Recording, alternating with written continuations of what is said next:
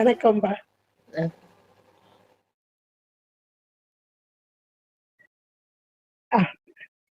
திருச்சிற்றம்பலம். ஹர நம பார்வதி பதே. ஹர ஹர மகாதேவா. தென்னாடுடைய சிவனே போற்றி. எந்நாட்டவர்க்கும் இறைவா போற்றி. திருச்சிற்றம்பலம். பொழிஞான திருமேனி உமிழ்தானோ மிகமேவும் கைஞான வரும் யானை கழல் நாழு மறவாமல் அழியாழு மலர் தூவும் அடியார்கள் உளமாற வெளியாகோ வலிதாய வினை கூட நினையவே. திருச்சிற்றம்பலம். தில்லை குத்தபெருமான் திருவடிகளை சிறமேற்கொண்டு குருமகா சன்னிதானங்கள் பொற்பாதம் பணிந்து அடியவர் பெருமக்கள் பொற்பாதம் பணிந்து இன்றைய அப்பர் அருள்நெறி மன்றத்தின் வாயிலாக அடிப்படை சைவ சித்தாந்தம் என்ற தலைப்பிலே சில வாரங்களாக நம்முடைய சைவ சித்தாந்தத்தில் கூறப்படக்கூடிய முப்பொருள் உண்மை குறித்ததாக விளக்கத்தை கண்டு இங்கே தெளிவதற்கு என்னுடைய திருவருளும் குருவருளும் கூட்டி வைத்திருக்கிறது. என்னுடைய திருவருளுக்கும் குருவருளுக்கும் இந்த ஊடகத்தின் மூலமாக இந்த அருமையான செய்திகளை எல்லாம் தந்து கொண்டிருக்கும் சாந்தாமையாரும் கோமலையா அவர்கள் மற்றும் உள்ள பேராசிரியர்களுக்கும் பணிவான வணக்கத்தை தெரிவித்துக் கொண்டு இதை கேட்டுக்கொண்டிருக்கும் அடியவர் பெருமக்களின் பொற்பாதம் பணிந்து இன்றைய சிந்தனைக்குள் நாம் செல்வோம். இன்றைய சிந்தனையாக முப்பொருள் உண்மையில் மேலான பதிப்பொருள் இடைப்பொருளான பசு உயிர் கடைப்பொருளாகிய பாசம். இப்ப கடைப்பொருளாகிய பாசத்தை பற்றி இங்கே கண்டு வருகிறோம். அதிலே ஆணவம் குறித்ததான செய்திகளை எல்லாம் கண்டோம். ஆண் குட்டல் அவம் உயிர்களாகிய நம்மை எல்லாம் கீழ் நோக்கி செலுத்தக்கூடிய தன்மையிலே இருக்கும் அறியாமை, இருள், சகசமலம் என்றெல்லாம் பார்த்தோம். இன்னும் சொல்லப்போனா இயற்கை குற்றம் என்பதாக, என்றைக்கு உயிர் உண்டோ அன்றைக்கே இந்த உயிரின் அறிவை மறைத்திருக்கும் ஒரு குற்றம், அதுதான் ஆணவம் என்று பார்த்தோம். அப்படிப்பட்ட ஆணவம் என்ற அந்த குற்றத்தை நீக்க வேண்டும் என்ற பெரும் கருணை கொண்ட இறைவனை பெறுவார். உயிர் ஒரு அறிவு பொருள், ஆனால் தானாக அறியும் அறிவு என்பதற்கு கிடையாது. அறிவித்தால் அறியும் தன்மை, சுதந்திரத்தன்மை என்பது கிடையாது. அப்படிப்பட்ட உயிர் அறியும் தன்மையை உடைய அறிவு, ஆனாலும் அறியாமையிலே இங்கே இருக்கிறது. நமக்கு உண்மை விளக்கத்துல ரொம்ப அழகா சொல்வார். அறியாமை ஆணவம் ஒரே ஒரு வார்த்தையில் ஒரு சொல்லிலே சொல்லிடுவார். அப்படிப்பட்ட அறியாமையை செய்யக்கூடிய இந்த ஆணவ மலத்தை நீக்க வேண்டும். இந்த உயிர் அறிய வேண்டும், தன்னையும் அறிய வேண்டும், தலைவனையும் அறிய வேண்டும், அந்த அறிந்து இன்புற வேண்டும் என்னும் பெரும் கருணை கொண்ட இறைவன் இந்த உயிர்களுக்கு மாயை என்ற பொருளிலிருந்து தனுக்கரண புவனத்தை கொடுக்கிறார், போகத்தை கொடுக்கிறார். தனுகரணம் என்றாலே உடல், இந்த மாயை என்ற ஒரு பொருளில். அது மட்டுமா என்றால், மாயை என்ற ஒரு பொருளிலிருந்து கொடுக்கும் போது வினைக்கு ஈடாக கொடுக்கிறான். இன்னைக்கு நம்ம பார்க்கிறோம், உயிர்கள் பல பலன்னு சொல்லிட்டாரு. உயிர் அவை நிலைனே போட்டுட்டார் நம்ம உமாபதி சிவம். இப்படிப்பட்ட உயிர்களின் அறிவிலே இருக்கும் ஆணவம் ஒன்று, உயிர்கள் பல பல, ஆணவம் பொருளால் ஒன்று. இந்த ஆணவத்தை நீக்கும் வண்ணமாக மாயை என்ற பொருள் அதுவும் ஒன்று. மாயை என்பது ஜடப்பொருள், அது பொருளால் ஒன்று. இந்த மாயையின் காரியம் அது இங்கே உடம்பாக, தனுவாக, கரணமாக சேர்க்கப்படுகிறது. அப்படி சேர்க்கும் போது வினைக்கு ஈடாக என்று அழகாக நமக்கு சாத்திரங்கள் மிக தெளிவாக எடுத்து சொல்கிறது. வினை போகமே ஒரு தேகம், வினை போய்விடில் தேகம் நில்லாவே என்பதாக அவரவர் வினைவழி அவரவர் வந்தனர். அவரவர் வினைவழி அவரவர் அனுபவம். அவரவர்க்கு உள்ளபடி ஈசன் அருளாலே அவரவரை அவரவரை கொண்டு இயற்றுமானால், அவரவரை நல்லார் பொல்லார் என்று நாடுவது என் எல்லாம் சிவன் செயல். இதெல்லாம் சிவபோகச்சாரத்துல ரொம்ப அழகா கொடுக்கப்பட்டிருக்கு. அப்ப வினை வழியாகத்தான் இந்த உடல் அனுபவம் ரெண்டுமே. உடல் மட்டும் இல்ல, உடல் எல்லாத்துக்கும் ஒரே மாதிரி இல்ல. புல்லாகி பூடாகி புழுவாகி பல்விருகமாகி என்று மாணிக்கவாசகர் கூறியிருக்கிறார் என்றால், தாவர ஜங்கமம். தாவரம் என்றால் ஒரு இடத்திலே நிலைத்திருக்கும் உடல், அதுவும் உடல் தான், உயிர் எடுத்த உடல். ஜங்கமம் என்றால் இங்கும் அங்குமாக நகர்ந்து கொண்டிருக்கும். அது எல்லா நம்ம மனிதர்கள் மட்டும் இல்ல, விலங்குகள் இருக்கு, பறவைகள் இருக்கு, இன்னும் பரப்பன ஊர்வன எல்லாமே, எல்லாத்தையுமே சொல்லலாம். இப்படிப்பட்ட உடல்கள் எல்லாத்துக்கும் ஒரே மாதிரி உடல் இல்ல. அப்ப காரணம் என்ன? சரி, இதுதான் வேறன்னு வச்சா மனிதர்களாகிய நமக்கு எல்லாத்துக்கும் ஒரே மாதிரி உடலா இருக்கு? அப்படியே இல்ல. ஒரு சிலருக்கு வியாதியே உடம்பா இருக்கும், சிலருக்கு வியாதியே கிடையாது, உடம்பு அவ்வளோ ஆரோக்கியமா இருக்கும். கடைசி வரைக்கும் ஒரு நாள் கூட நாங்க மாத்திரை மருந்து சாப்பிட்டது இல்லைங்க அப்படின்னு சொல்லுவாங்க. 80 வயசுக்கு மேல தாண்டினவங்க இன்னைக்கு இருக்கிறாங்க. அப்ப அவர்கள் அப்பெல்லாம் பார்க்கும்போது, எப்பா சாமி நல்ல பூ போட்டு கும்பிட்டாங்க போலப்பா, நல்ல உடம்பு வாங்கிட்டு வந்தாங்க அப்படின்னு நம்ம சொல்லுவோம். இதற்கு காரணம் என்ன? அப்போ இன்றைக்கு நாம காணக்கூடிய காரியத்தை வைத்து காரணத்தை ஊகிக்க வேண்டும். காரியம் என்பது தோன்றி நின்று அழியக்கூடியது. காரணம் இப்ப இன்றைக்கு பார்க்கக்கூடிய உடல், இந்த உடலுக்கு வரக்கூடிய அனுபவம், இதெல்லாம் ஒரு காலத்துல எல்லாருக்கும் நம்ம சொல்லவே வேண்டாம். இன்பம் வருது, துன்பம் வருது. உடல் எடுத்த எல்லாருக்குமே இன்பம் வருது. நமக்கு மட்டும் இல்ல, எல்லா உயிர்களுக்கும், உடல் எடுத்த எல்லா உயிர்களுக்கும் இன்பமும் வருகிறது, துன்பமும் வருகிறது. இந்த இன்பம் துன்பம் எப்பவும் நிரந்தரமா இருக்கா? சிலருக்கு இன்பமே நிரந்தரம், சிலருக்கு துன்பமே நிரந்தரமா இருக்கா? இல்ல. ஒரு காலத்துல வருது இன்பம், ஒரு காலத்துல போயிரு. எப்ப வருதுன்னு கூட தெரியாதுங்க. எப்ப வருது, எப்படி வருதுன்னு தெரியாது. இதெல்லாம் ரொம்ப நினைச்சு பார்த்தாலே ஆச்சரியமான ஒன்று.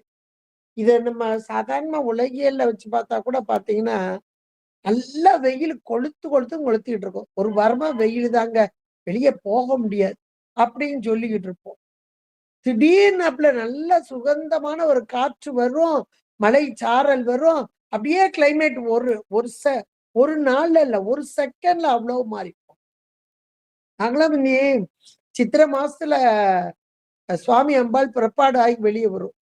நல்லா கத்திரி வெயிலாத்தான் இருக்கும் அந்த நேரம். பா இவ்வளவு வெயில் அடிக்குதே, சாமி அம்பாள் வெளியே வர்றாங்களே, எவ்வளவு கஷ்டமா இருக்கும் சாமிக்கும் அம்பாளுக்கும் அப்படிலாம் நான் அடியேன்னெல்லாம் நினைச்சேன். ஆனா அன்றைக்கு பாத்தீங்கன்னா, எப்ப சாமி அம்பாள் வர்றாங்களோ அந்த நேரம் ஒரு குளிர்ந்த காற்று வரும். அந்த நிலையே மாறும் பாருங்க. இதெல்லாம் நாங்க அனுபவிச்சது. இப்ப நம்ம இப்பதானே கொஞ்சம் முந்தி நினைச்சோம், இவ்வளவு வெயில் அடிக்குது, சாமி அம்பாள் எப்படி வருவாங்கன்னு நினைச்சோமே, அப்படியே டோட்டலா மாறி. இதெல்லாம் இதே போல நம்முடைய வாழ்க்கையில், உடம்பெடுத்த வாழ்க்கையில அவ்வளவு துன்பம் பட்டு அப்படியே சோர்ந்து போற நேரத்துல எல்லாம் மாறி இன்பமா மாறி, அந்த துன்பம் இருந்த சுவடே மாறி போகும். அப்ப இது எல்லாமே இன்பம் துன்பம் ஒரு காலத்தில் தோன்றி, ஒரு காலத்தில் இருந்து, ஒரு காலத்தில் அழியக்கூடிய காரியங்கள். அப்ப இந்த எந்த ஒரு காரியத்திற்கும் காரணம் வேண்டும். இது எல்லாருக்கும் தெரியும். காரணம் இல்லாம காரியம் இல்லை அப்படின்னே சொல்லுவாங்க. அப்ப அந்த காரணம் என்ன? அதுதான் கண்மம், வினை. இன்றைக்கு வரக்கூடிய நாம் அனுபவிக்கக்கூடிய இன்ப துன்பம். இந்த இன்ப துன்ப அனுபவத்திற்கு காரணம் என்ன என்றால், அது நாம் செய்த வினை. அடுத்தவங்க செய்ற வினைலாம் இல்ல. நாம செய்ற வினை. இத நமக்கு அ ரொம்ப அருமையா உண்மை விளக்கத்துல பார்த்தீங்கன்னா, அருமையான ஒரு பாடல். அது 8 கேள்விகளாக்கி குடுப்பாரு. அதுல அ ஆணவத்துக்கும், கன்மத்துக்கும் பார்த்தீங்கன்னா, ஒரு பாட்டுலயே தூக்கி வச்சுருவாரு. 21 பாட்டு 21 பாடல் வரைக்கும் மாயா காரியத்தெல்லாம் சொல்லுவார். 22வது பாட்டுல 6 தத்துவமும் சொன்னோம் அடைவாக மாறா மலம் இரண்டும் வா சொல்ல நான் சொல்றேன் வாப்பா அப்படிங்கிறார். ஊரில் அறியாமை ஆணவம். ஒரே ஒரு சொல்ல போட்டுட்டு போயிட்டார். அறியாமை ஆணவம். அடுத்து சொல்றாரு நீயான சுக துக்கம் குறியாவினை என்று கொள். அருமையான வார்த்தைங்க. நீயான சுக துக்கம். இத ஒண்ண நம்ம புரிஞ்சுக்கிட்டாலே போதுங்க. இன்றைக்கு வரக்கூடிய இன்பமாகட்டும், துன்பமாகட்டும். அது யார்னால? நீ ஆன. இது 2க்கும் காரணம் நீதான். நாம இன்னைக்கு என்ன சொல்லுவோம்? ஒரு இன்பம் வந்தா கூட நான் நல்லதா செஞ்சேன் எனக்கு வந்துச்சுன்னு சொல்லிருவோம். துன்பம் வந்தா, நான் இதுவரைக்கும் யாருக்குமே துன்பமே செய்யல. எனக்கு போய் எப்படி வந்தது? ஆனா உண்மையிலே இந்த பிறவியில எந்த துன்பமும் செஞ்சிருக்க மாட்டாங்க. நல்லவங்களாவே இருப்பாங்க. ஆனா முர்ச்சை முன்னாடி செஞ்ச பிறவி. இதெல்லாம் நம்ம புராணங்கள் வாயிலாகவும் பார்க்கலாம். நம்ம வாழ்க்கையிலயும் பார்க்கலாம். ஆனா நமக்கு புரியாது. இப்ப விநாயகர் புராணம்லாம் எடுத்துக்கிட்டீங்கன்னா, இந்த சோமகாந்தன் சோமகாந்தன்ற ஒரு மன்னன். அவனுடைய வரலாறு அது படிக்கும்போது, அதுல இந்த இருவினை ரொம்ப அழகாக எடுத்து சொல்லிக்கிறார். ஏன்னா கச்சியப்ப முனிவர் இது எழுதினது. அதனால அந்த இருவினை எல்லாம் அவ்வளவு அழகாக அதுல சொல்லப்பட்டிருக்கு. இந்த மன்னன் இவ்வளவு நாள் அழகா ரொம்ப அருமையான அரசாட்சி. இந்த பிறவியில் யாருக்கும் எந்த துன்பமும் அவன் கொடுக்கவில்லை. மக்களுக்கு அவ்வளவு ஒரு அன்போடு இருந்து அரசாட்சி பண்ணியவன். மக்கள் அவன் மீது அளவு கடந்த அன்பு வைத்திருந்தார். நல்ல மனைவி, மகன் இப்படியெல்லாம் வாழ்ந்து கொண்டிருக்கும் போதுதான் உடம்பில் தொழுநோய் கண்டு இப்படிப்பட்ட நோய் வந்ததே என்று அப்படியே மனம் மிக வாடியவனாக மனம் மிக நொந்து அப்படியே காட்டுக்கு போவான். காட்டுக்கு போகும்போது அங்க பிருகு மகரிஷியை சந்திக்கக்கூடிய ஒரு வாய்ப்பு கிடைக்கும். அப்ப அவன் மனசுக்குள்ள நினைப்பான், வாய் விட்டு சொல்லுவான். அந்த வார்த்தைகள்லாம் படிக்கும்போது ரொம்ப அருமையா இருக்கும். அவன் சொல்லுவான், நான் நான் செய்த தீவினையின் பயனாக இந்த நோய் வந்தது. இந்த கானகத்திற்கு வந்தேன் என்று எண்ணினேன். அல்ல, அல்ல. நான் செய்த நல்வினையின் காரியமாக. ஏன்னா, இப்படி ஒரு மகரிஷி, பிருகு மகரிஷியை காண வேண்டும் என்று அரண்மனையில இருந்து அவன் பார்த்திருக்க மாட்டான். இங்க வந்து பார்க்கிறான் பாருங்க. அப்போ அவன் சொல்றான், இந்த மகரிஷி அவர் இருந்த இடம், அந்த கானகம், அந்த சூழல், அதையெல்லாம் அழகா பட்டியல் போட்டு காமிக்கிறார் ஆசிரியர். உண்மைக்கே இந்த விநாயகர் புராணம்ல தினந்தோறும் படிங்க. ஒரு 2 பேஜ் 3 பேஜ் அல்லது ஒரு வரலாறு அப்படி படிங்க. உண்மைக்கே மனசுக்கும் ஆறுதல் மட்டும் இல்ல, நிறைய விஷயங்கள் அதுல. சைவ சித்தாந்தத்தோடைய பிழிவு. ஏன்னா எழுதினவர் கச்சியப்ப முனிவர். அதனால. அப்ப அந்த சூழல்லையும் அவ்வளவு தொழுநோய், கொடுமையான தொழுநோய் காட்டுல வந்து கிடக்குறான். ஆனா பிருகு மகரிஷிய சந்திக்க வரும்போது, அந்த பிருகு மகரிஷி இருக்கக்கூடிய அந்த இடத்து அந்த சூழல், அதையெல்லாம் பார்க்கும்போது, ஆகா கொடிய விலங்குகள் எல்லாம் ஒன்றுக்கொன்று அன்பாக இருக்கும் தன்மை. இது எப்ப வரும்? யாரால வரும்? என்ற மாத்திரத்தில் அந்த இடத்துல பிருகு மகரிஷியை கண்ட மாத்திரத்தில் நான் செய்த தீவினையின் பயனாக இந்த நோய் அடைந்தேன். இந்த கானகத்திற்கு வந்தேன் என்று நினைத்தேன். ஆனால் அது அல்ல. நான் செய்த புண்ணியத்தின் பலனாக இன்றைக்கு உம்மை கண்டேன். அப்படின்னு அழகா சொல்லுவார். அப்போ அந்த காரணம் என்ன காரணம்? முன் செய்த நல்வினை, தீவினை, பாவ புண்ணியங்கள். இன்றைக்கு வரக்கூடிய நன்மை, தீமை அது அப்படியே அந்த புராணத்துல சொல்லப்படக்கூடியதாக இருக்கிறது சோமகாந்த மணி. அது அடுத்து வர்ற புராணத்திலேயும் வருது. ஆனாலும் கூட ரொம்ப அழகாக சொல்லியிருக்கிறார் என்றால், இன்றைக்கு நாம் அனுபவிக்கும் இன்பம், துன்பம் இரண்டுமே நீயான சுகதுக்கம் என்பதாக ஒரு வரியில அழகா போட்டுட்டாரு. நீயான சுகதுக்கம் என்ற மாத்திரத்தில் நாம் செய்த வினைகளின் பயனாக என்பதாக. அதுவும் எப்படி வருமா? குறியாவினை என்று கொள். நீயான சுகதுக்கம் குறியாவினை. குறியாவினை என்பது அடுத்து வரப்போகுது என்பது நமக்கு தெரியாது. நாளைக்கு விடுங்க, அடுத்த நொடி, அடுத்த நிமிஷம் என்ன நடக்க போகுது என்பது உங்களுக்கும் தெரியாது, எனக்கும் தெரியாது. சாமி எல்லாத்தையும் மறைத்து வைத்திருக்கிறார். ஆனால் நமக்கு வேண்டியவற்றை அந்தந்த காலகட்டத்தில் நமக்கு கூட்டி வைக்கிறார். இதைத்தான் நமக்கு சாத்திரங்கள் மிக தெளிவாக எடுத்து உரைக்கக்கூடியதாக இருக்கிறது. அதுல வினை கோட்பாடு அப்படின்னு பார்த்தோம்னா, அதாவது நமக்கு சாத்திரங்கள் பெரிய புராணம் படிக்கும்போது பிள்ளை பாதி புராணம் பாதின்னு சொல்லுவாங்க. திருத்தொண்டர் புராணத்துல ஞானசம்பந்த பெருமான் காலத்தில் வாழ்ந்து வந்த நாயன்மார்கள் ஏராளம். இவருடைய வாழ்க்கையில் நடந்த சம்பவங்கள் ஏராளம். அப்ப பிள்ளை இவருடைய ஞானசம்பந்த பெருமான் வரலாறே பாத்தீங்கன்னா பாதி அளவுல வந்துடும். அதான் பிள்ளை பாதி புராணம் பாதிப்பா. திருவாசகத்தை எடுத்துட்டீங்கன்னா தில்லை பாதி திருவாசகம் பாதிப்பாங்க. தில்லையில பாடிய பதிகங்கள் ஏராளம் ஏராளம். இதே போல சாத்திரத்தில் நீங்க 12 சூத்திரங்கள்ல இந்த 2ஆம் சூத்திரம் இருக்கு பாருங்க. அதுல நம்ம சாதாரண சைவ சித்தாந்தம் இதுல பார்க்கும்போது கூட தெரியாது.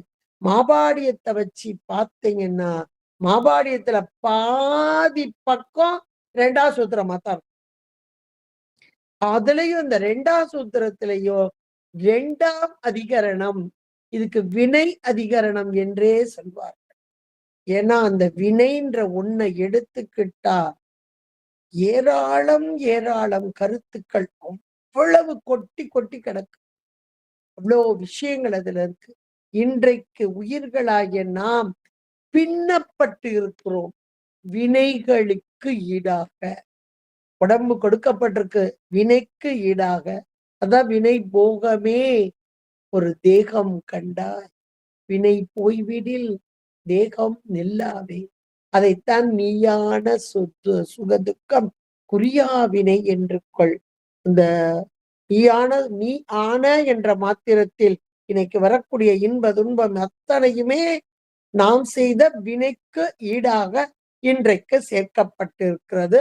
அதுவும் நாம் எதிர்பார்க்காத வண்ணமா புரியாமல் என்பதாக சொல்லப்பட்டு இப்படிப்பட்ட இன்ப துன்பங்கள் இன்றைக்கு வருகிறது என்றால் இது எல்லாமே காரியம். இந்த காரியத்திற்கு காரணம் என்ன?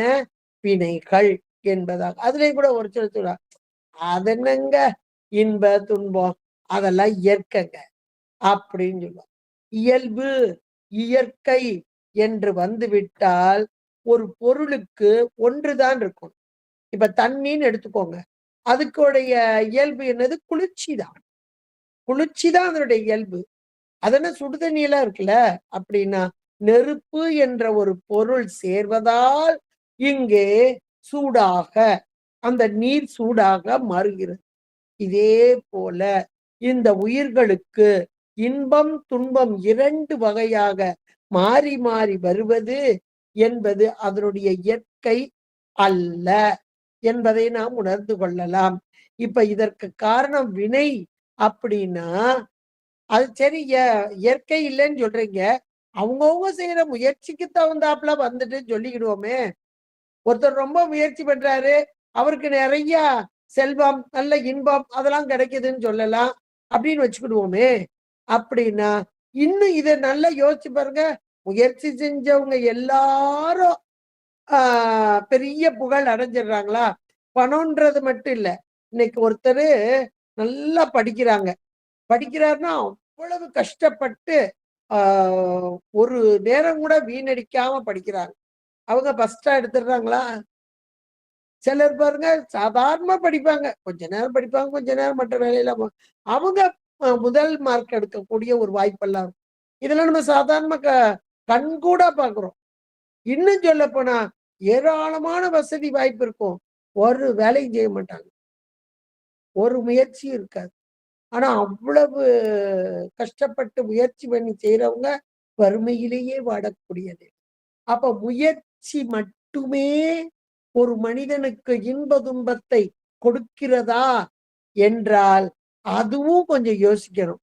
முயற்சி வேணும் தான், ஆனா அதையும் தாண்டி ஒண்ணு இருக்கு அப்படின்றது இந்த நமக்கு அன்றாட பாக்குறதுலயே நம்ம இதெல்லாம் தெரிஞ்சுக்கலாம்.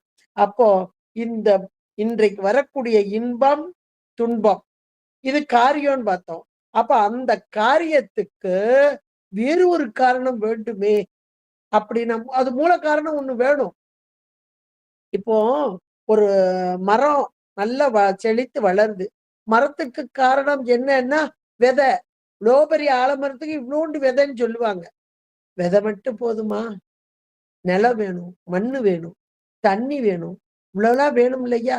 அதே போல இன்றைக்கு வரும் நம்முடைய இன்ப துன்பங்கள் இவற்றிற்கு மூல காரணம் என்பது வினைகளாகவும் மற்றும் துணை காரணங்களாக முயற்சி. முயற்சின்றது வேணும், இல்லைன்னு கிடையாது. அதுல இன்னும் சிற்றுரை இதுல எல்லாம் பாத்தீங்கன்னா மாபாடியத்துல ரொம்ப அருமையா சொல்லப்படக்கூடியதா இருக்கு. ஒவ்வொருத்தருடைய மறுப்பையும் சொல்லி சொல்லி சொல்லி அதுக்குரிய விளக்கம் எல்லாம் அங்க இருக்கு. இப்ப நாம் வரக்கூடிய இன்றைக்கு நாம் அனுபவிக்கக்கூடிய இன்பம் துன்பம் இதற்கு காரணம் வினைகளே. சரி, இந்த வினைகள் எப்படிங்க வருது அப்படின்னு ஒரு வரணும், நமக்கு அந்த எண்ணங்கள் வரணும். வினைகள் எப்படி வருகிறது அப்படி? வினைனா வேற ஒண்ணும் இல்ல, செயல் தாங்க. அப்ப அந்த வினைகள் எப்படி வருகிறது என்றால் ஆணவத்தை பற்றி நம்ம சென்ற வாரம் நல்லா பார்த்தோம், ஏற்கனவே பார்த்துட்டோம். இந்த ஆணவத்தின் காரணமாக உண்டாவதுதான் வினை. ஆணவம்தான் காரணம். இன்றைக்கு வினை கண்மம் கண்மம் சொல்றோம், இதுக்கு காரணம் ஆணவம். அப்ப அந்த ஆணவத்தினால வினை எப்படி வருகிறது அப்படின்னு ஒரு கேள்வி வந்தது அப்படின்னா, உயிர் ஒரு அறிவு பொருள். ஆனா சுதந்திரமான அறிவு கிடையாது. ஆனா அறியும் பொருள். இப்படிப்பட்ட இந்த உயிர் இந்த ஐம்பொறிகள் இன்னைக்கு உடம்பு சேர்க்கப்பட்டிருக்கு. கண்டு கேட்டு உண்டு உயிர்த்து அப்படின்னு இந்த ஐம்பொறிகள் அதன் மூலமாக இன்றைக்கு எந்த ஒன்றையும் அறியக்கூடியதாக இங்கே இருக்கிறது. அப்படி அறியும் போது இந்த உயிர் ஒரு பொருளை பார்க்கிறது கண் என்ற ஒரு பொறியின் வாயிலாக, கற்புலன் வாயிலாக. இந்த உயிர்தான் அதை அனுபவிக்க போகுது. அப்படி அனுபவிக்க போகும்போது உயிர் அறிவிலே இருக்கும் இன்னொரு பொருள் என்ன? ஆணவ மலம். இந்த ஆணவ மலம் அப்படி முனைத்து நான் பார்த்தேன் அப்படின்னு ஒரு முனைப்பு. அது எங்க இருந்து வருது? ஆணவ மலத்தின் காரியமாக. நான் பார்த்தேன், நான் செய்தேன், நானே செய்தேன், நான் கேட்டேன், யான் எனது என்ற ஒரு முனைப்பு. எந்த ஒரு காரியமும் யான் எனது என்ற முனைப்பில் தோன்றினால் அதுவே வினையாக. இந்த ஆணவ மலம்தான் உயிருக்கு யான் எனது என்னும் அந்த உணர்வை கொண்டு வருது. அதுல யான் என்னும் உணர்வை உண்டாக்கி, எதுக்கு? உயிருக்கு உண்டாக்கி செய்வோனாம் தன்மையை நான் செஞ்சேன், நான் செஞ்சேன் அப்படின்னு ஒரு தன்மைய கொண்டு அதை கொடுக்குது.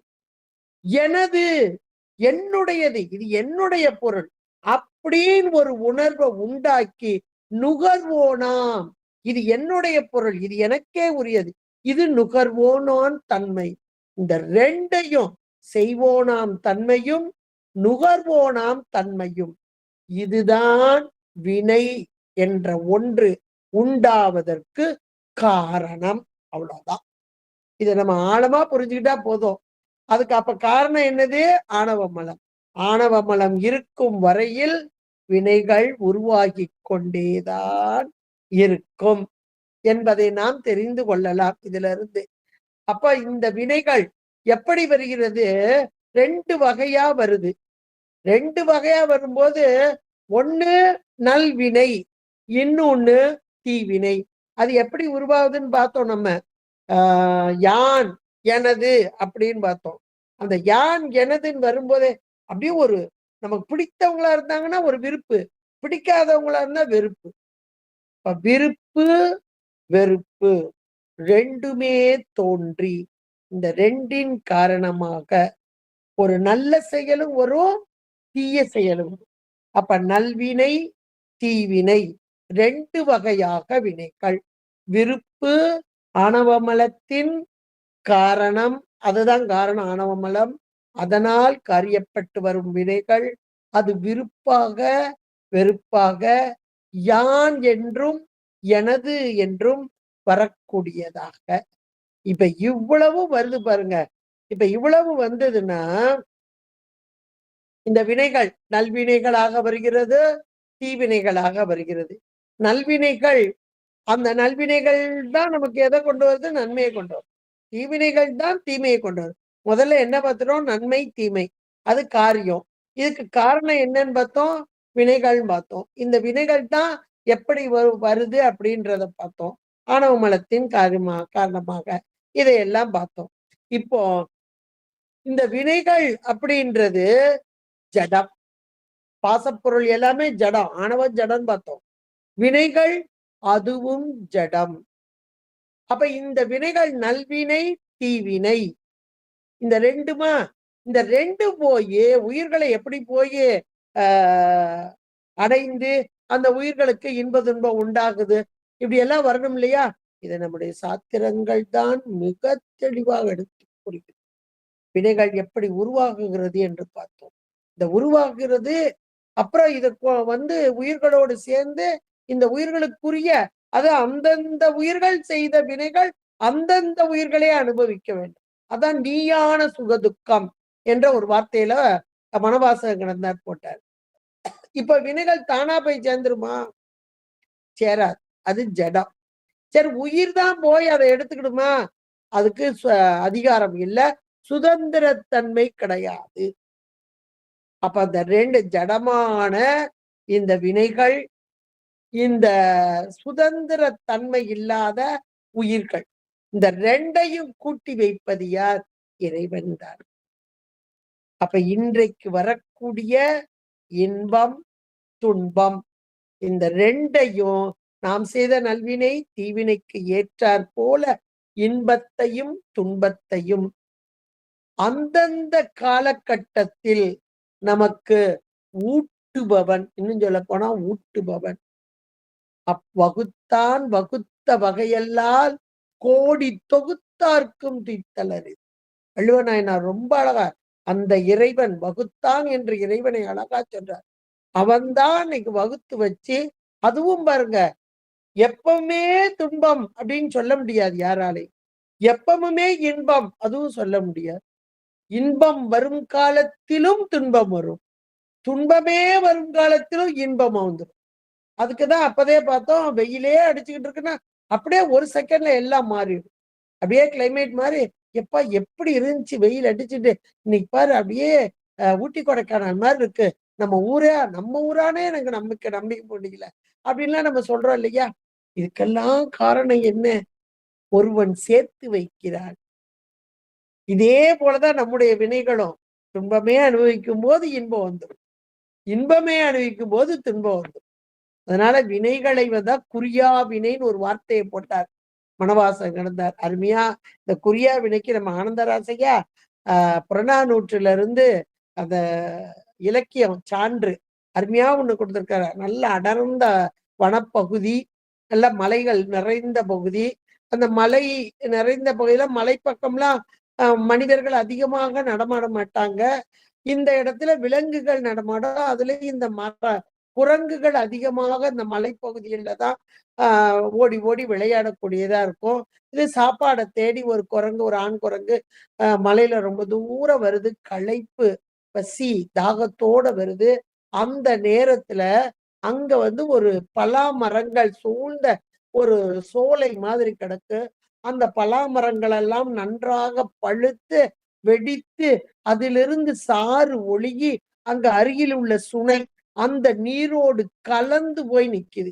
அதுவும் 1 நாள் 2 நாள்ல நான் ரொம்ப நாள் சேர்ந்து போய் கிடந்ததுனால அதுல ஒரு இனிப்பும் புளிப்பும் சேர்ந்த, இன்னும் சொல்லப்போனா அது ஒரு போதை தரக்கூடிய மது போன்று இருக்கும். அந்த நிலையில அந்த சுனை இருக்குது. இந்த குரங்கு தாகத்தோடு வந்து அந்த சுனை நீரை உண்ணுகிறது. இதுக்கு சந்தோஷம், இனிப்பு, நல்ல ஒரு போதை, ஒரு மகிழ்ச்சியோடு அப்படியே வருது. அது என்ன செய்யும்? தண்ணி குடிச்சோனே திரும்ப மரத்துல தான் வேகமா ஏறும். சந்தோஷத்துல வேகமா ஏறுது.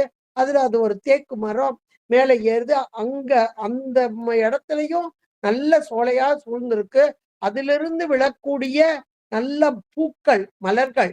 அது கீழ வந்து மெத்த மாரி படுக்க போட்டிருக்கு. இது மேல ஏறுனது ஏற்கனவே போதை இந்த குடிச்சதுனால. அது வலிக்கு உழுகுது. விழுந்தா மலர் படுக்கையில் விழுந்து அப்படியே நித்திரை கொண்டதாம். நினைச்சு பார்க்காத தண்ணி, நினைச்சு பார்க்காத மெத்த, மலர் படுக்கை. யோசிச்சு பாருங்க, குறியா வினை. எந்த இடத்துல? மலைப்பாங்கான இடத்துல. இதே போலதான் நமக்கும் நாம் செய்த நல்வினை, தீவினை. அது இந்த பிறவியில மட்டும் இல்ல. ஒருவேளை இந்த பிறவியில செய்ததே சில நேரங்கள் வினை பக்குவப்பட்டால் அந்த பிறவியிலேயே நமக்கு கூடுமா. சில நேரங்கள் முன்பு செய்த வினை இந்த பிறவியில் வந்து சுவாமி கூட்டி வைக்கிறார். தானா வந்து கூடாது. வினை ஜடம். அப்ப இறைவன் அதை கொண்டு வந்து கூட்டி வைக்கிறார் என்பதை நாம் உணர்ந்து கொள்ளலாம். வினைக்கு ஏற்ற இன்ப துன்பங்களை இறைவன் நமக்கு கூட்டி வைக்கக்கூடியகிறார். சரி, நல்வினை தீவினைன்னு சொன்னாங்களே, அது என்ன நல்வினை தீவினை அப்படின்னா, நம்முடைய அறநூல்கள் அருள் நூல்கள் என்று சொல்லலாம். அறநூல்கள் ஒன்று, அருள் நூல்கள். இப்படி டூஸ் அண்ட் டோன்ட், இதை செய்ய வேண்டும், இதை செய்யக்கூடாது. இதுதானே அறநூல்கள்லையும் அருள் நூல்கள்லையும் சொல்லப்பட்டிருக்கு. அந்த நூல்களில் விதிக்கப்பட்ட செயல்களை செய்தல், விளக்கப்பட்ட செயல்களை செய்யாமல் இருத்தல், இதுதான் நல்வினை. இதெல்லாம் செய்யணும், இந்த நூல் வழியாக நடக்கணும் அப்படின்னு அவரவர்களுக்கு ஒரு நூல் இருக்கும். யார் எதை சார்ந்திருக்கிறோ அந்த நூல் வழி. அது அறநூல்கள். அருள் நூலும் இருக்கு. அந்த அருள்நூல் அறநூல் வழியாக விதிக்கப்பட்டகளை செய்தல் நல்வினை. விதிக்கு இதை செய்யக்கூடாதுன்னு இருக்கு பாருங்க. இதுக்கு மாறா இந்த இதை செய்யக்கூடாதுன்றதையெல்லாம் செய்வாங்க பாருங்க, அது தீவினை. விதிக்கப்பட்டதை செய்வது நல்வினை.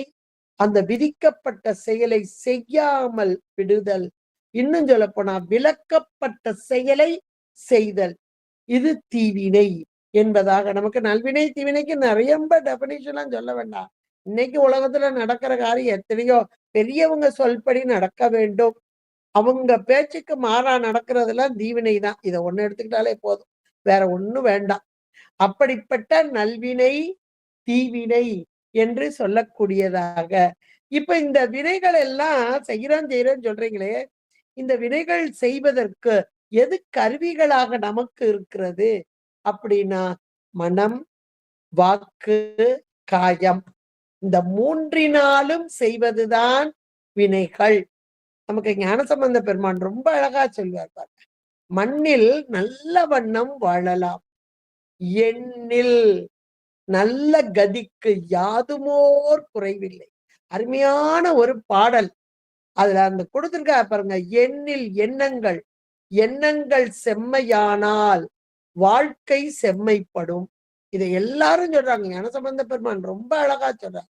அந்த எண்ணங்கள், மனதினால் செய்யும் வினைகள். அப்புறம் வாக்கு, நம்ம வாயால பேசுறோம்.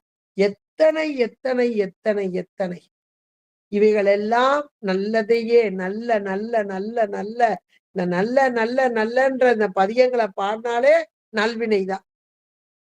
அதை விடுத்துட்டு வேண்டாதது பேசணும், அதனாலே தீயவனை. இன்னைக்கு கோவிலுக்கு போனா முழுக்க முழுக்க இறை சிந்தனையோடு இருக்க வேண்டும் என்பதை நம்முடைய திருமுறைகள், நம்முடைய அருளாளர்கள் எவ்வளவு அழகா வலியுறுத்தி இருக்கிறார்கள்.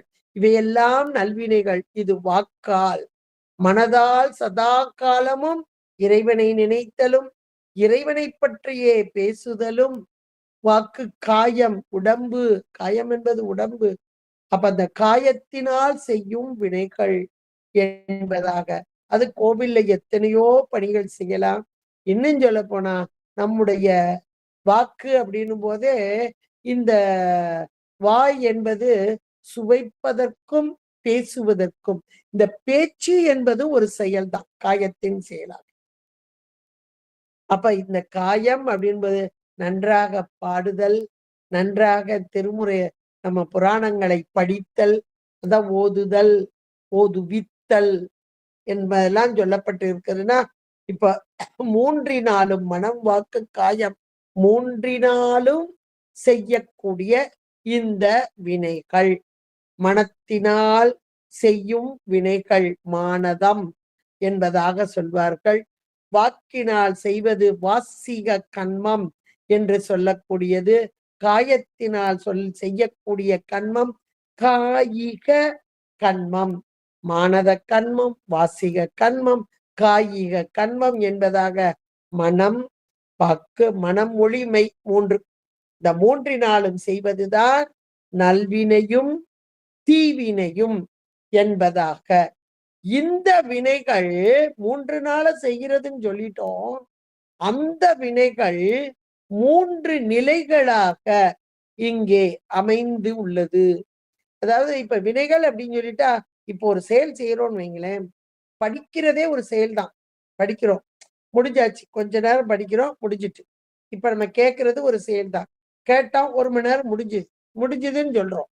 ஆனால் இந்த முடிந்தது, வினை முடிந்தது என்றாலும் அது அப்படியே முடிஞ்சிரு போகிறது கிடையாது. கேட்ட பிறகு நம்ம என்ன செய்வோம்? படுத்துக்கிட்டே என்னவோ சொன்னாங்கல்ல, நல்லா இருந்தல சிந்திப்போம். சிந்தித்தல், இது கேட்டல், சிந்தித்தல், இப்படி எல்லாம் வருது ஒரு ப்ராசஸ். இன்னும் ஒண்ணு சொல்ல போனா, இதை கேட்டதோடு மட்டும் இல்ல, அதோடு முடிஞ்சிடல. அந்த வினைகள் எல்லாம் அப்படியே அங்கே நிற்கிறது. எப்படி இங்கே காரியமாக நின்றது காரண நிலையில் போய் நிற்கிறது. நம்முடைய சைவ சித்தாந்தம் மிக தெளிவாக சொல்கிறது. இன்றைக்கு நாம் செய்யும் வினைகள் இப்போ செய்கிறோம், செய்தது அப்பாடா யாரும் பார்க்கல, நான் முடிச்சிட்டேன் அப்படின்னு சொல்லுவோம் சில நேரம். யாரும் பார்க்காமன்றதுக்காகலாம் அந்த வினைகள் நம்மளை விட்டு போக போறது இல்லைங்க. அது அப்படியே மக்கி ஒரு இலை விழுந்தா அப்படியே மக்கி உள்ள உரமாகுது பாருங்க. அதே போல நாம் செய்த வினைகள் எல்லாம் காரிய நிலையில் இன்று இருந்து காரண நிலையில போய் மக்கி போய் கிடக்கும். அது குறிப்பிட்ட காலத்துல நமக்கு கொண்டு வந்து கொடுத்துட்டு போயிடும். நல்லது செஞ்சா நல்லதா வரும், கெட்டது செஞ்சா கெட்டதா. இதை நினைச்சு பார்த்தாலே நமக்கு உடம்பு நடுங்கணும் உண்மைக்கே. ஏன்னா நம்ம செய்கிறது அதுலயும் 3 மனதால். வாயால சொல்றத கூட கொஞ்சம் கண்ட்ரோல் பண்ணி இருந்துக்கலாம். மனதால நினைக்கிறது எங்கெங்க கண்ட்ரோல் பண்ண முடியும்? எவ்வளவு எவ்வளவு எத்தனை எத்தனை பிறரை பழிப்பதிலிருந்து, பிறருக்கு தீங்கு செய்வதிலிருந்து நன்மை செய்யறது இருக்கு. அவங்களுக்கு அதை செய்யணும்ப்பா, இதை செய்யணும் மனசுல எண்ணம் பாருங்க. இந்த எண்ணங்களுக்கு வலிமை ரொம்ப ரொம்ப அதிகமானது. அந்த ஒரு நிமிஷம் எண்ணிட்டு விட்டுட்டோம்னு நம்ம நினைக்கிறோம். அந்த எண்ணங்கள் போகாது. அங்கே காரண நிலையில போய் அப்படி சூட்சுமமா போய் நின்றோம். இது தூள நிலை, அங்கே சூட்சும நிலையில் போய் நின்றுவிடும். அதைத்தான் இங்க அழகா சொல்றாங்க. இப்போ காரியத்திற்கு வந்த வினைகள் எல்லாம் முதல்ல புலப்பட்டு வருது. புலப்படும் போது தூள நிலையில் இருக்கிறது. பின்பு புலப்படாத சூட்சும நிலையை அது அடைகிறது. புலப்படாத நிலையை அது சூட்சும நிலையை அங்கே அடைகிறது. அப்படி அடையும் போது இது ஒவ்வொன்றும் ஒவ்வொரு பெயர் பெறக்கூடியதாக இருக்கிறது. அதுதான் நமக்கு சஞ்சிதம், பிராரப்தம், ஆகாமியம் என்று 3 நிலைகளாக.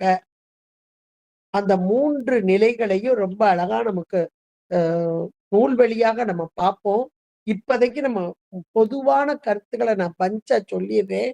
அப்புறம் நூல் வழியாக சிவபிரகாசம் சித்தியார் மூலமாக நாம அதை நல்லா தெளிவாவே இன்னும் கொஞ்சம் பார்க்கக்கூடியவர்களாக இருப்போம். இப்ப இந்த இடத்துல 3 நிலைகள் பார்த்தோமா? சஞ்சிதம் அப்படின்றது.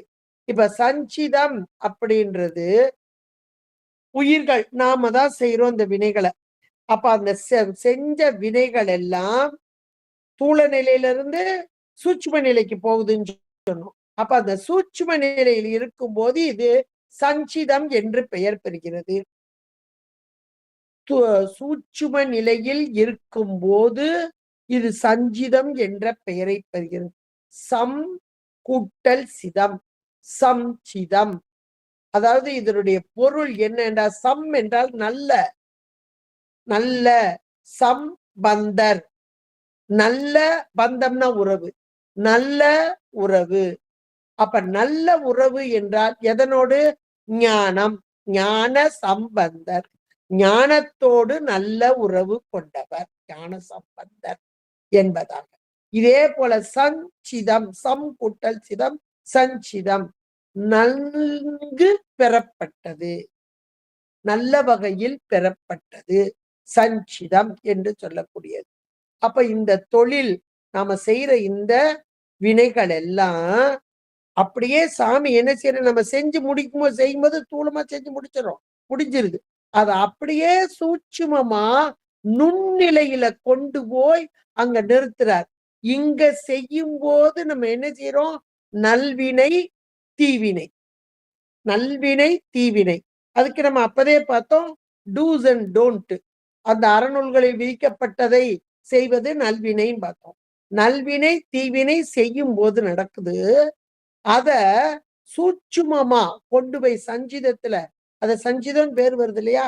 அங்க போய் சேர்க்கும் போது பாவம் புண்ணியம், நல்வினை புண்ணியமாக, தீவினை பாவமாக அங்கே நிற்கிறது.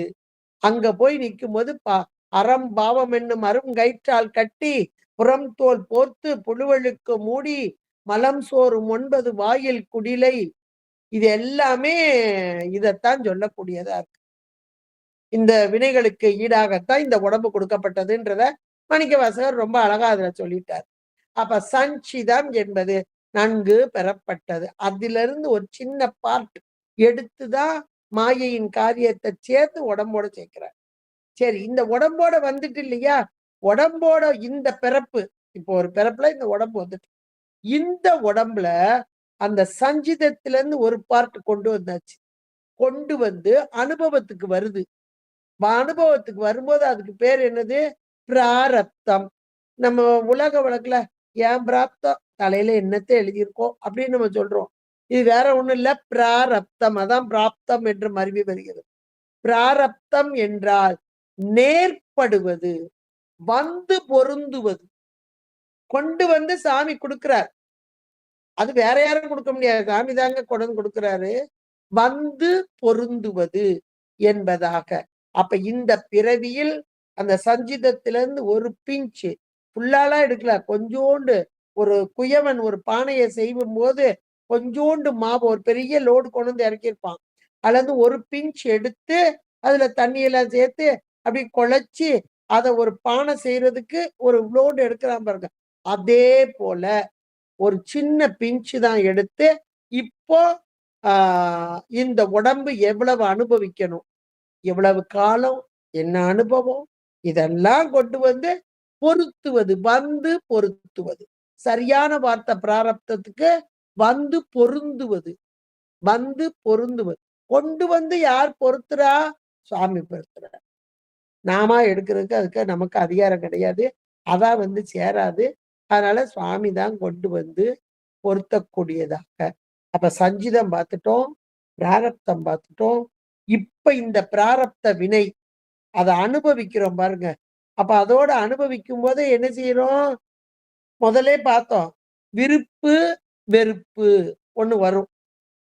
ஒரு சிலருக்கு நம்ம செய்யும் போதே இவங்களுக்கெல்லாம் போய் செய்ய வேண்டியிருக்கு அப்படின்னு ஒரு வெறுப்பு, அவங்களுக்கு செய்யணும் செய்யணும்னு ஒரு விருப்பு. இந்த ரெண்டுமே வரும். அதுவும் மனம் வாக்கு காயம் 3 நாளை. அப்படி வரும்போது இந்த பிராரப்தத்தில் இப்படி விருப்பு வெறுப்போடு செய்யும் அந்த வினைகள் எல்லாம் அப்படியே மேலாக ஏறக்கூடிய புது வினைகளாக, இதுக்கு ஏறு வினை என்று சொல். ஏறு வினை அதுதான் இங்கே ஆகாமியம். ஆகாமியத்துக்கு சரியான பொருள் விரும்பி செய்யப்படும். நாம தான் செய்யறோம். நீயான சுகதுக்கம் சொன்னார் இல்லையா, நாம தான் செய்யறோம். அதான் விரும்பி செய்யப்படுவது. விருப்பு வெறுப்பின் வாயிலாக இங்கே மேல் நோக்கி ஏறுகிறது. அப்ப முதல்ல இருக்கிற வினை கிடை வினை. சஞ்சிதம் என்றால் மேல கிடக்குது, நுண்ணிய நிலையில இருக்கு, பாவ புண்ணியம்னு இருக்கு. அதுல இருந்து ஒரு பிஞ்ச் எடுத்து நம்முடைய இன்றைக்கு பிராரப்தமாக நேர்படுவதாக கொண்டு வந்து சாமி சேர்க்கிறார். இப்ப இந்த கொண்டு வந்து சேர்த்தது இன்றைக்கு அனுபவிக்கக்கூடிய வினைகளாக. நடப்பு வினை மேல இருக்கிறது கிடைவினை, இங்க கொண்டு வந்து சேர்க்கும் போது நடப்பு வினை அனுபவத்துக்கு வந்துட்டு, அனுபவிக்கும் போது விருப்பு வெறுப்பு வந்து புது வினைகள் வருது பாருங்க, அது ஆகாமியம், மேல் நோக்கி. இதுக்கு பேரு ஏறு வினை. இந்த வினைகளை அப்படியே ஒரு ரவுண்ட் பண்ணிருங்க, ஒரு வட்டம் போட்டு மேல கிடை வினை சஞ்சிதம் போட்டுக்கோங்க. அப்புறம் அதுல இருந்து கீழ் நோக்கி ஒரு ஆரோ மார்க் போடுங்க, போட்டு கீழே பிராரப்தம் நடப்பு வினை போட்டுக்கோங்க. இதுல இருந்து மேல் நோக்கி ஒரு ஆரோ மார்க் போடுங்க, இது ஆகாமி. இப்ப வட்டம் வந்துட்டா ஒரு வண்டி சக்கரம் சுழல்வது போல இந்த பிறவி சூழல் இந்த வினைகளோடு சேர்ந்து அப்படியே சுழண்டு வருவது. அப்படின்னா என்னைக்கு வினைகள் நீங்க நம்மளுடைய பிறவி துன்பமும் என்னைக்கு நீங்கிறது? யோசிச்சு பாருங்க. இதைத்தான் நம்முடைய அருளாளர்கள் அவ்வளவு அருமையாக நம்முடைய திருமுறைகள் வாயிலாகவும் சாத்திரங்கள் வாயிலாகவும் நமக்கு அழகாக சொன்னார். இந்த வினைகள் இப்படியே வந்து கொண்டே இருக்கே, இந்த வினைகளிலிருந்து நமக்கு நீக்கம் என்பது கிடையாதா என்றார். இதுக்கெல்லாம் நம்ம திருமுறைகள் தாங்க கையில எடுக்கணும்.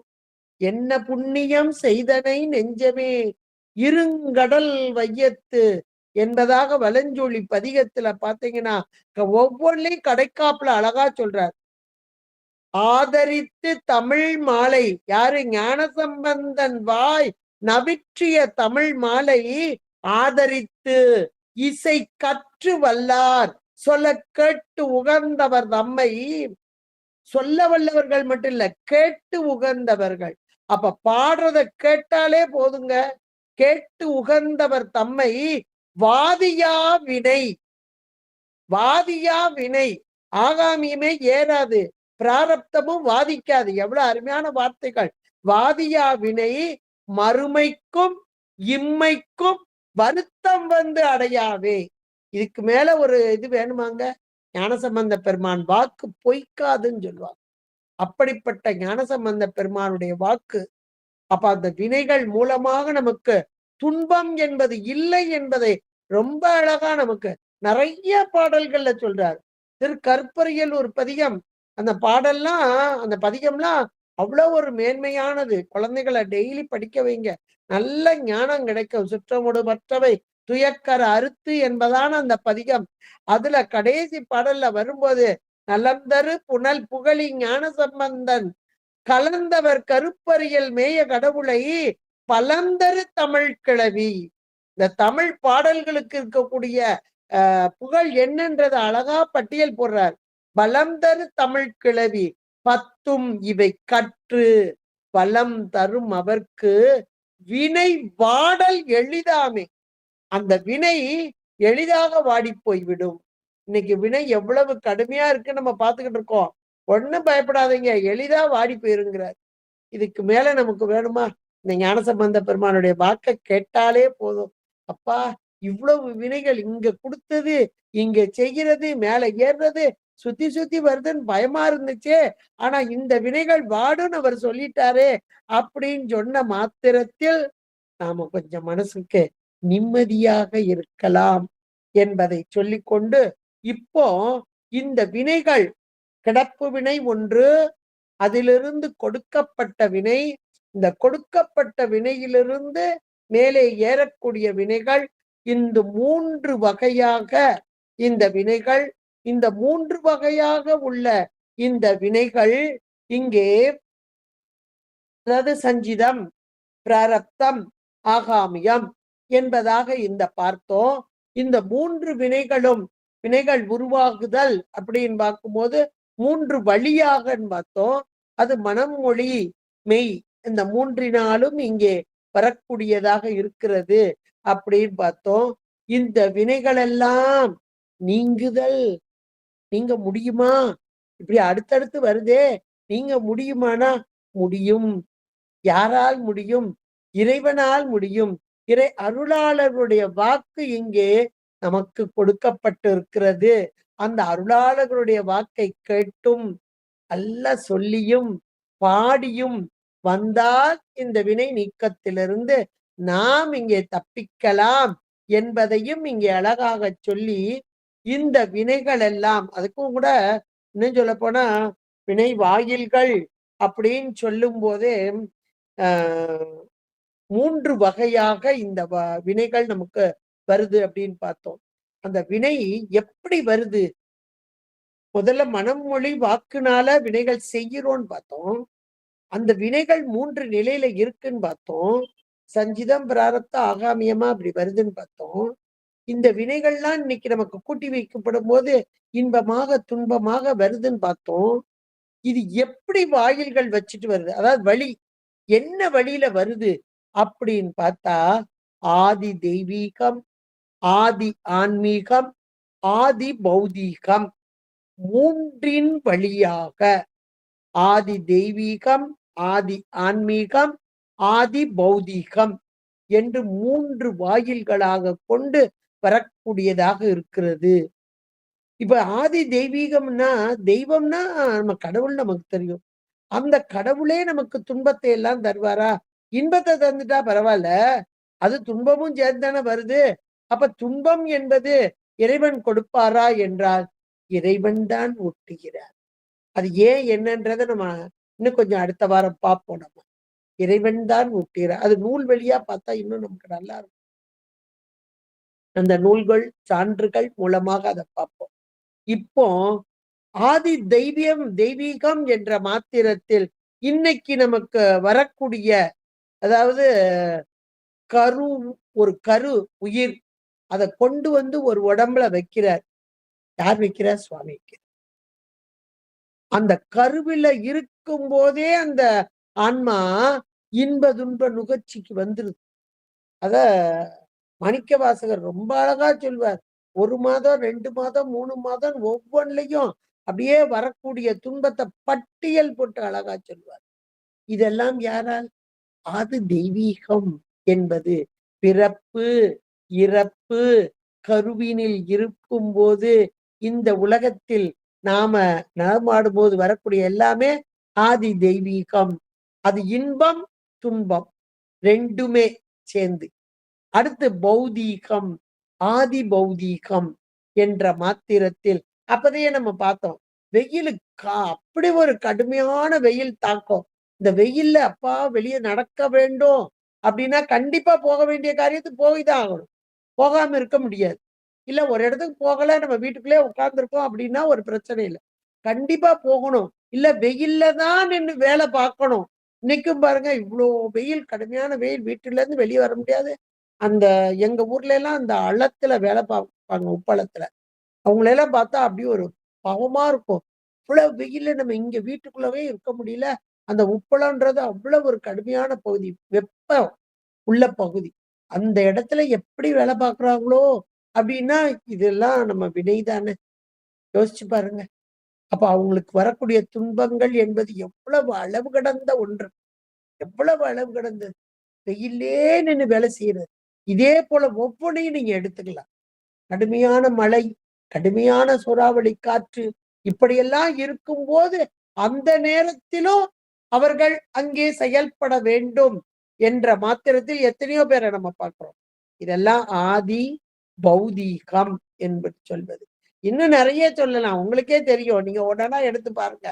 நல்லா வீட்டுக்குள்ளதான் உட்கார்ந்துருப்போம். எங்கேயும் போகல.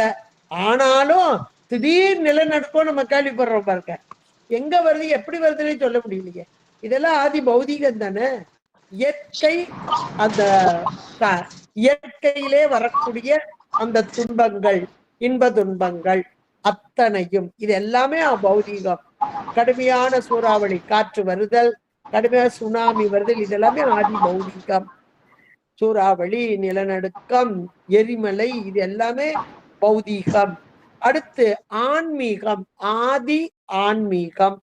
ஆதி ஆன்மா, ஆன்மீகனா ஆன்மா, ஆன்மானா உயிர்கள்.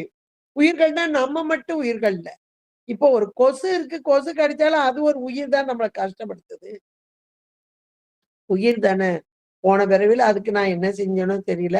இந்த பிறவில வந்து கடிச்சிட்டு போகுது. அவ்வளவுதான். அது கடிச்சிட்டு போனது கூட பரவாயில்ல. கடிச்சதுனால அடுத்தாப்புல ஒரு காய்ச்சல் வருது. கொசுக்கடியினால வந்த காய்ச்சல் அப்படின்னு சொல்லி டாக்டருக்கு போடுவார். அப்ப அதுக்கு பிறகு ட்ரீட்மெண்ட் எடுப்போம். யோசிச்சு பாருங்க. இதோட நிக்குதா? இன்னும் பாத்தீங்கன்னா சாதாரண நடந்து போய்கிட்டு இருப்போம். அது 4, 5 பேர் போவோம். பின்னாடி வந்த ஒரு ஆளை மட்டும் இந்த நாய் கடிச்சிட்டு போகும். அப்பெல்லாம் எவ்வளவு கொடுமை பாருங்க. 4, 5 பேர் சேர்ந்து போனது இல்ல. ஒரு ஆளு மட்டும் நாய் கடியில. அப்ப அது ஒரு உயிர் தானே. இந்த நாய்க்கு போன பிறவில நம்ம என்ன தப்பு பண்ணோமோ தெரியல. அதுக்கு என்ன துன்பம் கொடுத்தோமோ இந்த பிறவில நம்மளை மட்டும் வந்து கடிச்சிட்டு போகுது. இதெல்லாம் ஆன்மீகம் தான். இப்படி எல்லாரையும் வச்சு பார்க்கலாம். உயிர்கள் பூராத்தையும் வச்சு பார்க்கலாம். உயிர்கள்னா இந்த உயிர்கள் மட்டும் இல்ல, தாவரமா இருக்குல்ல, அந்த உயிர்களையும் வச்சு பார்க்கலாம். நடந்து போய்கிட்டு இருக்கும் போதே திடீர்னு ஒரு மரம் வந்து விழுகும் பாருங்க. அது நம்ம மேலதானா விழுகணும் அப்படின்னு பார்த்தா, அப்ப அது ஒரு ஆன்மீகம் தானே, உயிர் தானே, உடம்பெடுத்த உயிர் தானே. இப்ப ஆன்மீகம், இப்ப இதுல எல்லாம் வரக்கூடிய இது நம்ம துன்பத்தை சொல்றோம், இன்பத்தையும் நீங்க சேர்த்து எடுத்துக்கோங்க. இந்த ஒரு மரம் நமக்கு நல்ல குளிர்ச்சி நிழலை தந்தா, இத்தனை வருஷ காலமா இங்கேதாப்பா இருக்கு இந்த மரம், எவ்வளவு குளிர்ந்த காத்து வருது, இதெல்லாம் இன்பம் தானே. இதே மாதிரியே பௌதீகம், தெய்வீகம் எல்லாத்தையும் நல்ல ஒரு குலத்தில் பிறந்து நல்ல உயர்ந்த நெறியில் இருக்கக்கூடிய ஒரு ஆன்மா. அப்ப சுவாமி நல்ல இடத்துல கொண்டு வந்து சேர்த்திருக்கிறார். சாதி குலம் என்பதாக அது என்னன்னா நல்ல ஒழுக்க நெறி, அன்பு நெறியில் உள்ள ஒரு இடத்துல அந்த ஆன்மாவுக்கு உடல் கொடுத்து அங்கே ஒரு மிக மேலான பக்குவம் பெற்ற நிலையை அது நம்ம அருளாளர்களுடைய இதுல எல்லாம் நம்ம பார்க்கலாம். அப்ப அதெல்லாம் தெய்வீகம் என்பதாக இப்படி 3 நிலையின் வாயிலாக ஆதி ஆன்மீகம், ஆதி பௌதீகம், ஆதி தெய்வீகம் என்பதாக இங்கே சொல்லக்கூடிய இதை நமக்கு ஞானசம்பந்த பெருமான் கோளறு பதிகத்துல ரொம்ப அழகா சொல்றார். இந்த வாயில்கள் அந்த 3ஐயும் கோளரி உழுவையோடு கொலை யானை கேழல் கொடு நாகமோடு கரடி ஆளரி நல்ல நல்ல அவை நல்ல நல்ல அடியார் அவர்க்கு மிகவே. இது ஆன்மீகம், ஆன்மா வரிசையா வருது பாருங்க. கோளரி உழுவையோடு கொலையானை கேழல் கொடு நாகமோடு உயிர்களை பூரா சொல்றார். அது ஆதி ஆன்மீகம். அப்புறம் அந்த ஆதி பௌதீகத்துக்கு உறும் இடியும், உருமிடின்னு வரும் பாருங்க. உறும் இடியும் மின்னும் மிகையான பூதம் அவையும் அஞ்சிடும் நல்ல நல்ல அவை நல்ல நல்ல ஆதி பௌதீகத்துக்கு. இதுக்கு மேல சான்று வேணுமாங்க? இதே போதும். அடுத்து தெய்வீகத்தை கொதியுறு கால நங்கி நம்ம நோடு தூதர் கொடு நோய்களான பலவும் அதி குணம் நல்ல நல்ல அவை நல்ல ஆதி தெய்வீகம். இந்த 3க்கு உள்ளதான ஒரு தன்மையை இந்த ஒரு பதிகத்திலேயே அழகா நமக்கு ஞானசம்பந்த பெருமான் தந்து விட்டார் என்றால், இந்த கண்மத்தை பற்றி நாம ஒண்ணுமே பயப்பட வேண்டும். நல்ல நல்ல அது ஆன்மீகமா வந்தாலும் சரி, தெய்வீகமா வந்தாலும் சரி, பௌதீகமா இருந்தாலும் சரி, அவை நமக்கு நல்லவே தரும். அடியார்களாகிய நமக்கு நல்ல நல்ல நல்ல நல்ல என்பதையே தரக்கூடியதாக இருக்கும் என்பதை அழகாக இங்கே வலியுறுத்தி விட்டார். இப்படிப்பட்ட இந்த வினைகள், இந்த வினைகளை பத்தி ஓரளவு இன்னைக்கு பார்த்திருக்கிறோம். இந்த வினைகள் எப்படிப்பட்டது அப்படின்னா, அப்படியே பிரவாக அனாதி அப்படின்னு ஒரு வார்த்தையை போடுவாங்க. பிரவாக அனாதி, நாச உற்பத்தி, நாசோற்பத்தி பண்ணும். அதை நம்ம அடுத்த வாரம் அந்த பாடலை பார்ப்போம். சிவபிரகாசத்துல உள்ள ஒரு பாடலை பார்ப்போம், சித்தியார்லையும் ஒரு பாடலை பார்ப்போம். ஏன்னா கண்மத்தின் இயல்பு நம்ம இன்னும் பார்க்கல. அதாவது கண்மத்தினுடைய இயல்பு இலக்கணம் என்ன அப்படின்றத நம்ம பார்க்கணும். இப்ப கண்மம்ன்றது என்ன, வினைனா என்ன, அது வரக்கூடிய வாயில்கள் என்ன, அதனுடைய நிலை என்ன, 3 நிலைகளாக நிலை என்ன, இதெல்லாம் இன்னைக்கு பார்த்திருக்கிறோம். அடுத்தாப்புல அதனுடைய இலக்கணத்தை பார்த்துட்டு அதுக்கப்புறம் நிறைய பேருக்கு ஒரு சந்தேகம் இருக்கும். இந்த மூலக்கண்மம்னு ஒண்ணு சொல்றாங்களே, அத பத்தி சொல்லுங்க. நிறைய பேர் கேட்டிருக்காங்க. அது வையாபுரி பிள்ளையா ஒரு புக்கே எழுதியிருக்கிறாங்க. பெரிய புக்காவே போட்டிருக்காங்க. இருக்கட்டும். நம்ம ஆனந்தராசையா ரொம்ப ரொம்ப அழகா அந்த மூலக்கர்மம் பத்தி எளிமையா புரியிற மாரி நமக்கேற்றார் போல சொல்லியிருக்காங்க. கண்டிப்பா அந்த மூலக்கன்மம் என்பதை குறித்தும் நாம அடுத்த வாரத்துல அந்த கன்மத்தோட நம்ம பார்க்கலாம். இப்ப இந்த கன்மம் அப்படின்றது எப்படி வருது அப்படின்னா, ஒரு நீரோட்டம் எப்படி ஒரு தொடர்ச்சியாக வருகிறதோ, அது போல அப்படியே ஆற்றொழுக்கு போல இடைவிடாது பிரவாக அனாதியாக விடவிடாம அப்படியே ஓடிக்கிட்டே இருக்கக்கூடியது போல இப்படிப்பட்ட பிரவாக அனாதை. இன்னும் சொல்ல போனா நமக்கு வினைக்கு ஒரு அருமையான ஒண்ணு சொல்லுவாங்க. எப்பா ஒரு பிரச்சனை இப்பதான் முடிஞ்சுது, அடுத்த பிரச்சனை அதுக்குள்ள வந்துட்டே அப்படின்னு மலைச்சு போய் இருப்போம். நிறைய பேருக்கு இப்படி உண்டு. என்னப்பா இப்பதான்ப்பா மூச்சு விட்டேன் ஒரு பிரச்சனையில இருந்து, அதுக்குள்ள அடுத்த பிரச்சனை வந்துட்டேப்பா, என்னால இனிமே தாங்கவே முடியாது அப்படின்னு சொல்லுவோம். அப்ப இதுக்கெல்லாம் காரணம் என்ன அப்படின்னா, அதுக்கு ஒரு உதாரணமா சொல்லுவாங்க. கடல் அலை. ஒரு அலை வேகமா ஓடி வந்து அப்படியே முன்னாடி வந்து விழுகுது. அப்புறம் அதுல இருந்து அத வேகமா வந்துட்டு கரையில மோதிட்டு அது அப்படி உள்ள போகும் தண்ணி. போகும்போது அங்கிட்டு அடுத்த அலை அப்படி உருவாகி வரும். அடுத்து அடுத்து அடுத்து அடுத்து கடல் அலைகள் என்றைக்கு ஓயப் போகிறது, வினைகள் என்றைக்கு முடியப் போகிறது அப்படின்னு ஒரு வார்த்தையே சொல்வார். அது போல இடைவிடாத கன்மத் தொடர்ச்சி, கன்ம நீரோட்டம் என்று சொல்வார். இடைவிடாத தன்மை. இப்படிப்பட்ட வினையிலிருந்து நாம விடுபட முடியுமா என்றால், அப்பா இந்த வினையிலிருந்து என்னால முடியாதுன்னு சொல்லவே முடியாது. ஏன்னா ஞானசம்பந்த பெருமானுடைய பதிகம். நல்ல நல்ல நல்ல அடியாரவருக்கு மிகவேனா அது வந்து நமக்கு ஒண்ணுமே செய்யாதுன்னு அவங்க சொல்லிட்டு போயிட்டாங்க. அப்ப இந்த வினைகளிலிருந்து நாம் விடுபட முடியுமா? முடியும். அடுத்த கேள்வி, இந்த வினை வினை பார்த்தோம், உடம்பு பார்த்தோம். உடம்பே வினையினால வந்ததுன்னு பார்த்தோம். வினை வந்ததா? உடம்பு முந்தி வந்ததா? அப்படின்னு ஒரு கேள்வி. அடுத்தாப்புல இந்த வினைக்கெல்லாம் மூலமா ஒரு வினை இருக்குன்னு சொன்னீங்களே, மூல கன்மம் அப்படின்னு அது பற்றிய செய்திகளை எல்லாம் இனி வரும் நாளிலே அடுத்த வாரத்திலே பார்ப்பதற்கு இறைவன் திருவருள் கூட்டுவாராக. இந்த வினை கோட்பாடு வந்து சாதாரணமானது இல்ல. இருந்தாலும் இறைவன் திருவருள் கூட்டியது. இப்படிப்பட்ட வினைகளை பற்றி நாம் சிந்திப்பதற்கே இறைவன் திருவருள் கூடினால் அன்றி கேட்பதற்கும் சொல்வதற்கும் நம்மால் முடியாத ஒன்று. இந்த வினைகளை பற்றி நம்முடைய அருளாளர்களுடைய வாக்கு இன்னும் நம்ம பார்க்கல. அதுல உண்மை விளக்கம் ஒண்ணு மட்டும் தான் நம்ம பார்த்திருக்கோம்.